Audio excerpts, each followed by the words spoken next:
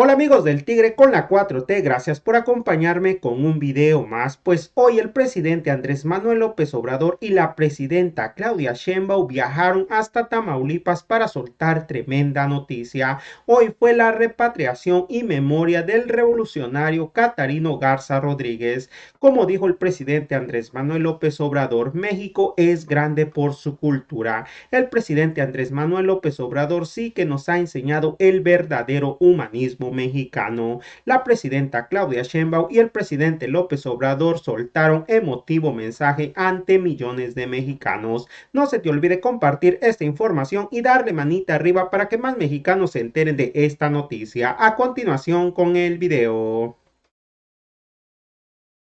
La doctora Claudia Sheinbaum Pardo, presidenta electa de los Estados Unidos mexicanos, hará uso de la palabra.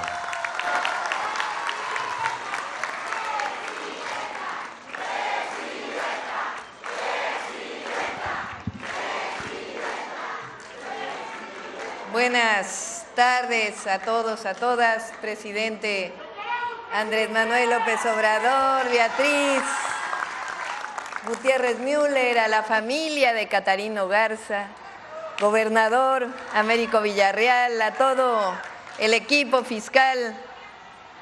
Es un honor estar el día de hoy aquí con ustedes.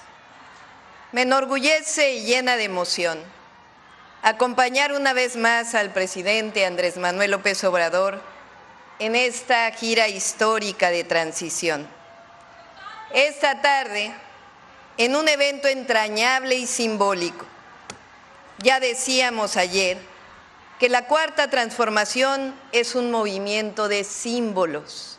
¿Qué más simbólico que estar hoy aquí para depositar los restos de un revolucionario mexicano que hasta ahora se encontraba en una fosa común en Boca del Toro, Panamá?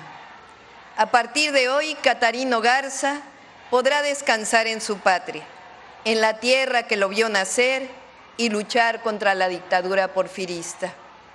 Esto no sería posible sin la noble e incansable labor del presidente Andrés Manuel López Obrador, y hay que decirlo, de la doctora Beatriz Gutiérrez Müller, quien instruyó el presidente a las dependencias para llevar a cabo las labores para traer de vuelta a Catarino Garza. Los héroes, heroínas, monumentos, estatuas y nombres de calles que se recuperan en uno y otro momento de la historia son legados que dejamos para futuras generaciones. Son marcas históricas que deben hacernos recordar dignamente nuestro pasado. La memoria histórica que buscamos preservar no puede ni debe ser solamente una visión mitificada, única, pues responde muchas veces a la visión del mundo que queremos transmitir y en la que creemos. El silencio histórico es una forma de sometimiento que muchas veces, si se mantiene así, en el olvido, aniquila y determina el presente y el futuro. El silencio histórico, el no reconocimiento de héroes y heroínas que dieron su vida en contra del autoritarismo, el entreguismo y por los derechos inalienables de un pueblo, se vuelve un ancla en el desarrollo de los pueblos que invita a la complicidad y dificulta el cambio. Por ejemplo, ¿qué hubiese pasado si el presidente no hubiera reconocido las atrocidades del porfiriato contra el pueblo yaqui? ¿Hubiera otorgado perdón e iniciado un plan de justicia? Pues se hubiera quedado escondido y no podríamos haber iniciado una etapa nueva de reconocimiento de la memoria histórica. ¿Qué sería de nosotros si no hubiéramos iniciado una lucha permanente por recuperar los vestigios arqueológicos que se encontraban en otros lugares del mundo? ¿Qué hubiese pasado si siguiéramos permitiendo el plagio de diseños de artesanías mexicanas? ¿Qué sería de nosotros si no hubiésemos cambiado el nombre de la calle de Puente de Alvarado en la Ciudad de México, quien ordenó la masacre del Templo Mayor, por el nombre de México Tenochtitlan? ¿Qué sería de nosotros si no hubiéramos traído los restos de Catarino Garza? Reconocer a Catarino Erasmo Garza Rodríguez, traer sus restos y dar a conocer su historia es una reivindicación de una figura que en algún momento quisieron que quedara olvidada. Este homenaje implica dejar como legado una visión de que la memoria histórica coloque en el centro a un revolucionario del pueblo que luchó en contra de la discriminación de los mexicanos en Estados Unidos, por la libertad de expresión, en contra del régimen porfirista autoritario y la no reelección. Y por si fuera poco, un internacionalista que donde estuvo promovió independencia y libertad. Con el reconocimiento que se hace el día de hoy y el trabajo histórico de reivindicar su nombre y traer a México sus restos, el silencio histórico se vuelve voz. El silencio histórico se transforma en camino y en postura política. El cambio de énfasis que implica este monumento nos ayuda a recordar el origen, nuestro origen y nuestras luchas, las luchas del pueblo de México y la importancia del reconocimiento y la búsqueda de nuestra memoria histórica. Es una responsabilidad ética replantearnos el pasado para transformar las injusticias del presente. Como lo ha hecho el presidente a lo largo de su vida y en estos últimos 6 años, la transformación tiene que ser de raíz y por eso también recolocamos la mirada histórica. Reivindicar nuestra historia desde las culturas indígenas que moldean nuestra forma de ser como mexicanos y mexicanas, así como recuperar la fecunda historia política de héroes y heroínas conocidos hasta ahora y a otros que nos falta por conocer, como Catarino Garza, es un valor más de la cuarta transformación de la vida pública que nos da identidad y nos hace sentirnos orgullosos de nuestro origen, nuestro pasado y por tanto nos permite construir un porvenir basado en la certeza de nuestra historia y de nuestra fuerza, de la fuerza del pueblo de México. Este monumento recupera la valentía de un héroe mexicano que quedó silenciado por años, que fue vencido pero que nunca se rindió.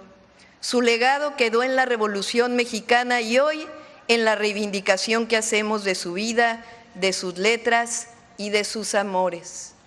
La responsabilidad de seguir escarbando en nuestra memoria histórica como nación y como pueblo será también esencia del segundo piso de la cuarta transformación.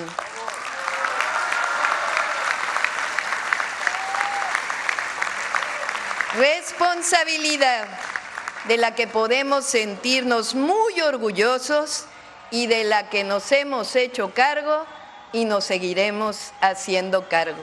¡Que viva Catarino Garza! ¡Que viva el presidente López Obrador! ¡Que viva nuestra historia! ¡Que viva Tamaulipas! ¡Que viva México!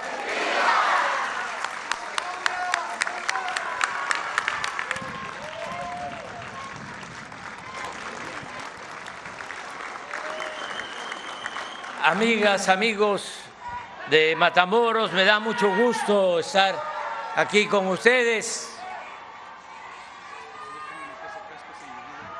Me da mucho gusto estar de nuevo en Tamaulipas.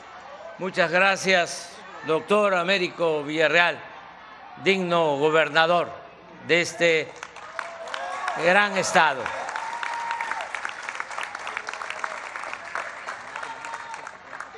La verdad es que no preparé nada, ya tiene tiempo que escribí un libro sobre Catarino Garza Rodríguez, cómo llegué a Catarino, por qué me interesó su vida. Bueno, ya estaba estudiado, no mucho, seguía siendo un héroe anónimo, como heroínas anónimas que hay en nuestro país y que tenemos, como aquí se ha dicho, que ir descubriendo, exaltando, reconociendo todo lo que hicieron para que nosotros vivamos en libertad, con igualdad, con justicia, de manera libre, independiente, soberana. Entonces, llegué a Catarino porque escribí un libro que se llama Neoporfirismo, porque no encontraba cómo describir el periodo llamado neoliberal. Y la verdad que lo que se conoció como neoliberalismo, que empezó a imponerse en México desde 1983 y concluyó en el 2018, ese periodo que duró 36 años, que fue terrible, porque es el periodo de más saqueo, de más corrupción en la historia de México. Unos cuantos se quedaron con los bienes del pueblo y de la nación, con una política mentirosa, falsa, según la cual si le iba bien al de arriba, le iba a ir bien también al de abajo. Si llovía fuerte arriba, goteaba abajo, como si la riqueza fuese contagiosa o permeable. Esa política ya se había aplicado en nuestro país durante el Porfiriato, nada más que duró menos, 34 años. Y el neoliberalismo o neoporfirismo lo padecimos 36 años. Bueno, escribiendo ese libro, porque es una calca el neoliberalismo que lo sucedido con relación a lo sucedido durante el Porfiriato. Es la misma política, es beneficio a particulares, a una minoría, una democracia simulada con una oligarquía que realmente era la que dominaba en el país. Era una oligarquía con fachada de democracia. Eso era el Porfiriato, pero también eso fue el periodo neoliberal o neoporfirista, y abandono al pueblo. Hay que tener presente, entre otras cosas, que en el Porfiriato había esclavitud en nuestro país. Nos quedamos con la idea de que el padre de nuestra patria, ese cura bueno, rebelde, Miguel Hidalgo, había proclamado la abolición de la esclavitud, y en efecto, él fue el primero en proclamar la abolición de la esclavitud. Por eso fueron grandes los padres de nuestra patria, Hidalgo y Morelos, porque no solo lucharon por la independencia de México, sino también por la justicia. Pero fue proclama, él pagó muy caro el atreverse a decirlo públicamente, porque cuando lo estaban juzgando, antes de fusilarlo en Chihuahua, les dijo a los que lo iban a ejecutar y lo estaban al mismo tiempo excomulgando, les dijo: a ustedes los oligarcas, lo único que les importa es el dinero, su único Dios es el dinero. Pues lo asesinaron, le cortaron la cabeza.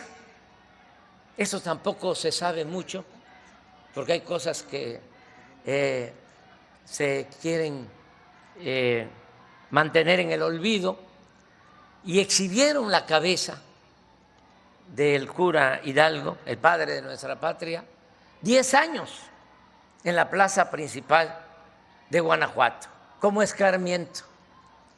Entonces, tuvo que pasar un siglo para que con la revolución se lograra en realidad la abolición de la esclavitud. Se logró en 1915 que los peones de las haciendas quedaran como ciudadanos libres. Hay la anécdota de que tardó tanto la esclavitud en nuestro país que cuando llegaban los revolucionarios a las haciendas a decirles a los peones que ya eran libres, en vez de celebrarlo, los peones se ponían a llorar porque no sabían qué era la libertad, porque en esas haciendas estaban enterrados sus tatarabuelos, bisabuelos, abuelos. Tuvo que pasar un tiempo para que empezaran a caminar como hombres libres. Entonces, Porfirio Díaz pues fue un dictador, empobreció al pueblo de México, benefició a una minoría, y en ese contexto es que surge Catarino Garza Rodríguez en esos momentos, y muy temprano, porque él llama al pueblo de México a tomar las armas 18 años antes de que lo hiciera Francisco I. Madero, el apóstol de nuestra democracia.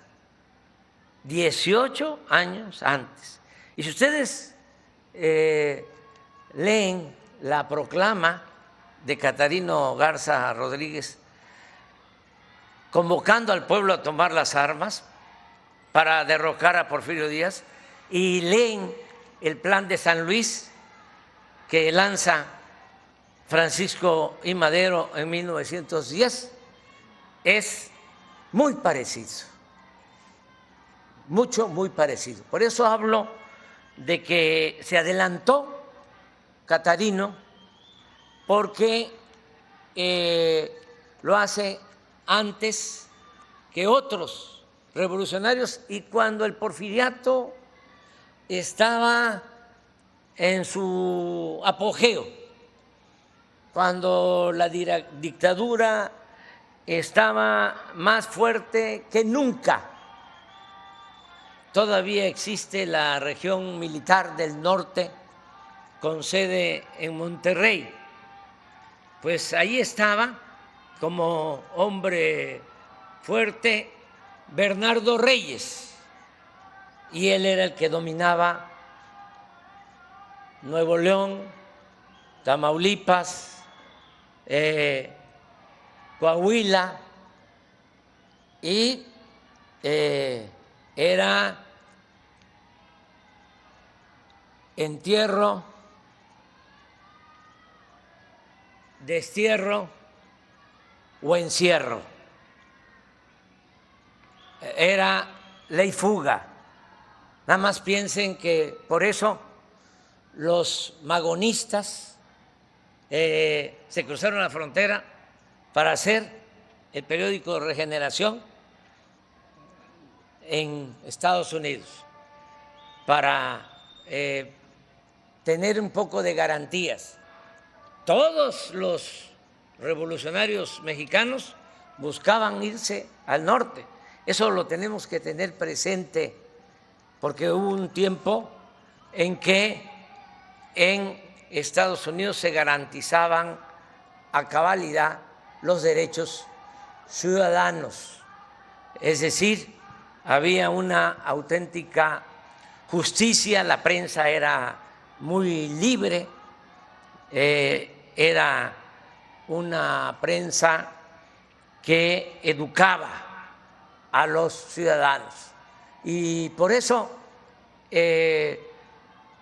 muchos se cruzaban la frontera para hacer sus periódicos, lo hicieron los Flores Magón, lo hizo desde luego Catarino, ese es uno de los motivos por los cuales estuvo poco tiempo aquí y se cruzó la frontera y se dedicó a hacer periodismo siguiendo el ejemplo del doctor Ignacio Martínez, otro tamaulipeco que nació en San Carlos, Tamaulipas, que era también un revolucionario, su maestro, que lo matan en Laredo, lo mandan a matar desde el gobierno dictatorial de Porfirio Díaz. Le hablaron por teléfono de que había un enfermo en la noche y salió a ver al enfermo y lo mataron a el doctor Ignacio Martínez. Y ahí Catarino toma la bandera. Bueno, yo me encontré, decía a Catarino, porque estaba yo trabajando sobre el neoporfirismo y hay dos historiadores, dos estudiosos mexicanos, porque se conoce más la vida de Catarino en las universidades de Estados Unidos que en nuestro país. Por eso también es muy importante lo que estamos haciendo. Aquí debo de recordar a dos historiadores, don Celso Garza de Monterrey, que empezó a trabajar sobre Catarino, y un gran historiador, don José Valadez, que también trabajó sobre la vida de Catarino. Yo me los encontré haciendo la investigación del neoporfirismo y me llamó mucho la atención el personaje. Me llamó tanto la atención que me dediqué a investigar sobre él y escribí un libro. Me acompañó Beatriz, fuimos a Bocas del Toro,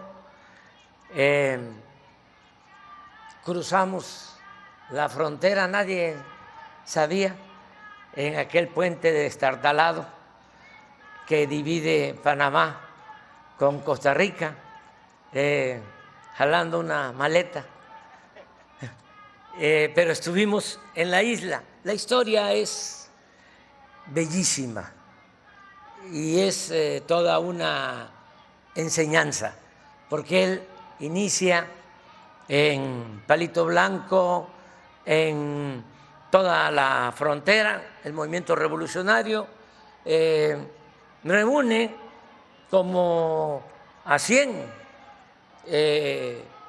combatientes,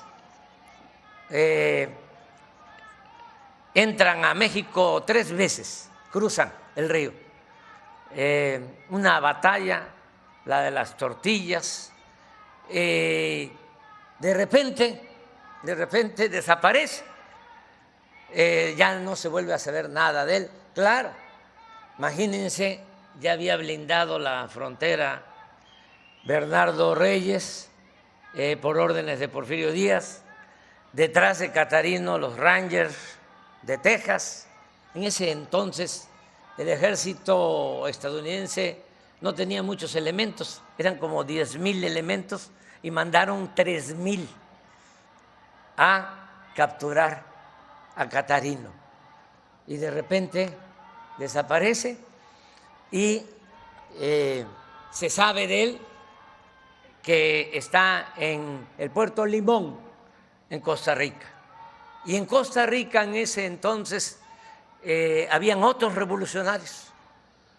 Era como una sede de revolucionarios. Ahí estaba Antonio Maceo y llegaba José Martí, porque todavía se estaba luchando por la independencia de Cuba. Y ahí estaban revolucionarios también colombianos, porque ya había el plan de darle la independencia a Panamá,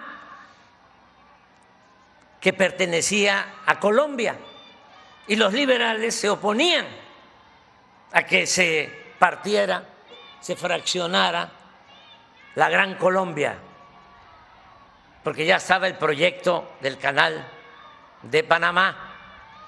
Entonces, Catarino le escribe a su esposa, que la amaba mucho, y le dice: tengo dos opciones: irme a luchar con los cubanos para lograr la independencia de ese país, o irme con los colombianos para que no se divida Colombia, su país. Y voy a ir, dice, a ayudarlos a unos o a otros, porque luego quiero que ellos me ayuden a mí en México para derrocar al dictador. Decide irse con los colombianos, y había un personaje muy importante, el general Uribe Uribe, que es el personaje principal de la novela de Gabriel García Márquez, Aureliano Buendía. Ese general Uribe Uribe existió y era parte de ese grupo. Cuando lean, ya la mayoría seguramente ha leído esa gran novela, porque estamos hablando del Cervantes de América, de Gabriel García Márquez, van ustedes a entender cómo va haciendo la novela Gabo a partir de la vida de este revolucionario contemporáneo de Catarino, Uribe Uribe. Y pues se va a su misión, y en el asalto del cuartel de Bocas del Toro, ahí lo asesinan y lo entierran en una fosa común. Pero tuvimos la suerte, me refiero a la investigación, no al fallecimiento de este gran dirigente que respeto mucho, que admiro mucho. Tuvimos la suerte en la investigación de que el comandante de la partida militar del bloque conservador de Colombia era un hombre de letras, y al año de la toma del cuartel hace un ensayo, escribe, es un texto sobre la toma de Bocas del Toro y sobre Catarino. Velasco, ¿me ayudas? Luis Donaldo Velasco.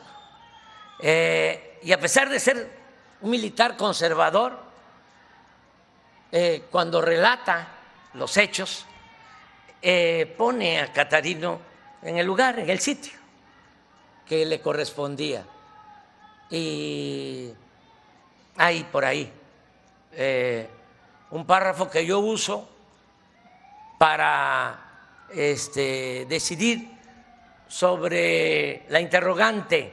Mi libro se llama Catarino Garza, revolucionario o bandido, y el que se encarga de decir que Catarino no era un bandido lo dice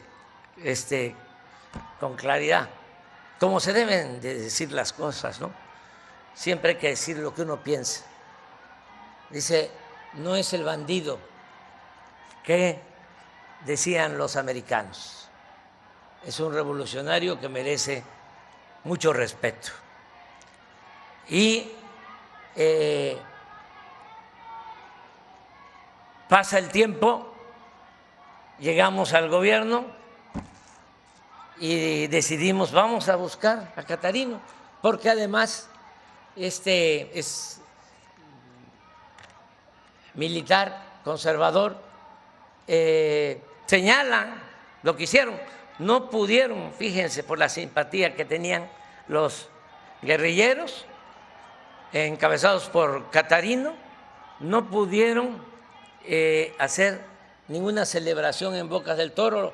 Los enterraron casi de manera clandestina en una fosa común, porque el pueblo los apoyaba a ellos. Entonces ahora pues encontramos los restos de Catarino. Agradezco mucho al fiscal Alejandro Germanero, que nos ayudó en todas las actividades. Agradezco, pues ya lo mencioné, a los historiadores. Hay un historiador, Elio Yum, estadounidense, que hizo un buen trabajo. Recomiendo su obra sobre Catarino. Agradezco mucho a la familia de Catarino Garza Rodríguez porque nos ayudaron. Y pues le agradezco a todos los que participaron en la investigación. Muchas gracias, muchas gracias. Agradezco pues al escultor, es uno de los mejores, no uno de los mejores, el mejor escultor de México, Pedro Reyes.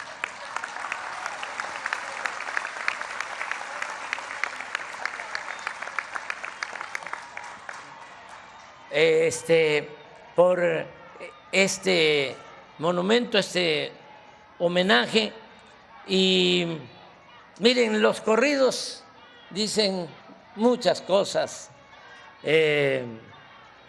sobre la realidad. A veces se quiere cambiar la historia. Unos historiadores precisamente neoliberales, no historiadores pseudointelectuales orgánicos del régimen neoporfirista, ya querían cambiar la historia y que 7 leguas no era caballo sino yegua, y saben que pues ahí sí no pudieron, porque con el corrido no se puede, no se puede. Como también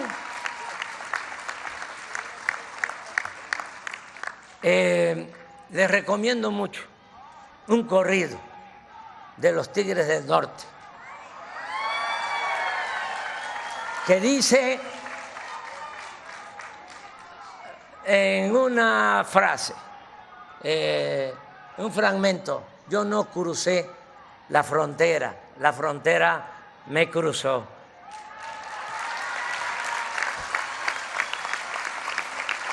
Y como son mejores los corridos que los discursos, vamos a escuchar 2 corridos sobre Catarino. Muchas gracias de todo corazón. En este momento, el señor Carlos Tijerina, bisnieto del extinto Catarino Erasmo Garza Rodríguez, depositará los restos de este prócer revolucionario en la que será su última morada.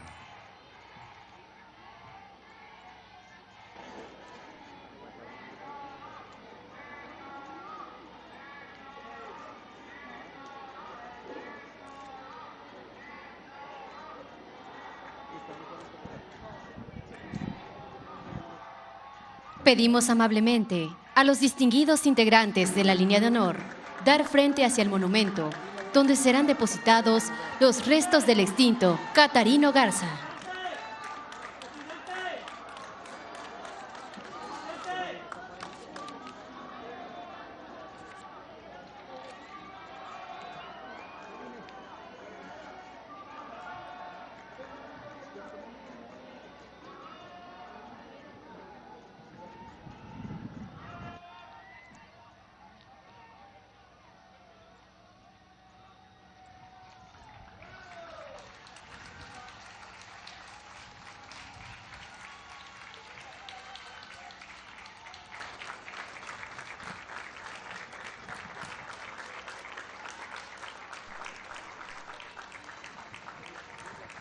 Se hace una respetuosa invitación a los distinguidos integrantes de la línea de honor para trasladarse al monumento que la patria erigió al extinto Catarino Erasmo Garza Rodríguez.